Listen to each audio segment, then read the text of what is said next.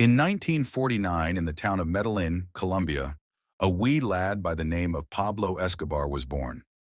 Raised in poverty, his adolescence and early adulthood, much like the Forex movement of 2020, was guided toward the pursuit of easy money and a lot of it.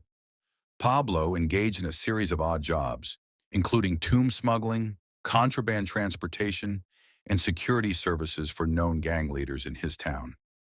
Tired by the lack of mobility and his aspirations in money-making, Pablo decided to pursue his own ventures, specifically the sale of a certain white powder with highly addictive properties, of which he was introduced to during his time as a one-star criminal. Pablo, upon indulging in this market, experienced a meteoric rise in fame and fortune. His amassed wealth led to him being able to purchase massive ranches with his own personal zoos, invest in professional soccer teams, and buy many properties across Colombia.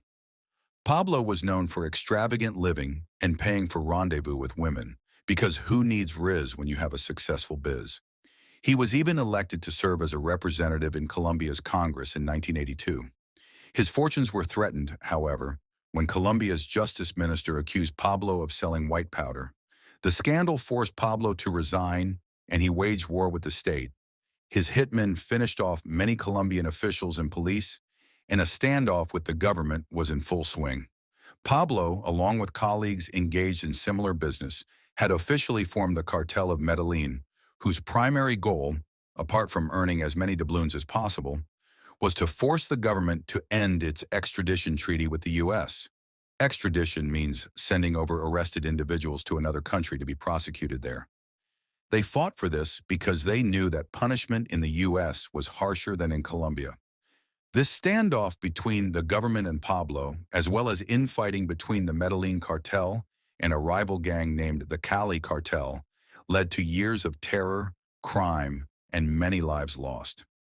In 1991, with both parties growing tired of the conflict, Pablo surrendered himself to the authorities. But hold your horses, Bucco. It was a conditional surrender where many of Pablo's demands had to be met, one of which was that he would stay in a prison designed by himself. This prison came to be known as La Catedral. This sentencing for Pablo was not received well, since it seemed like it was ultimately a victory for him, given the lightness of the actual punishment.